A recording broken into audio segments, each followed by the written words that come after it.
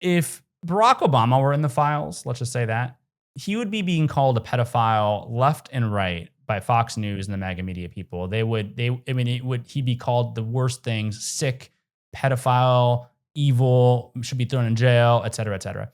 With Donald Trump, you're not really seeing that. Even amongst the people who were calling for the Epstein files to be released, you're not seeing them call Donald Trump a pedophile or any of that, and any of that similar language that would happen if Barack Obama's name were in the files and this were related to him. And so I think that the MAGA base, the MAGA media apparatus, is still giving Donald Trump quite a benefit of the doubt. And notably, Fox News, which was on the Epstein story, you had Jesse Waters even come out and say, no one believes the reason you're not releasing the files. They have completely pivoted. They've decided to run with Donald Trump's, ridiculously absurd narrative about Barack Obama.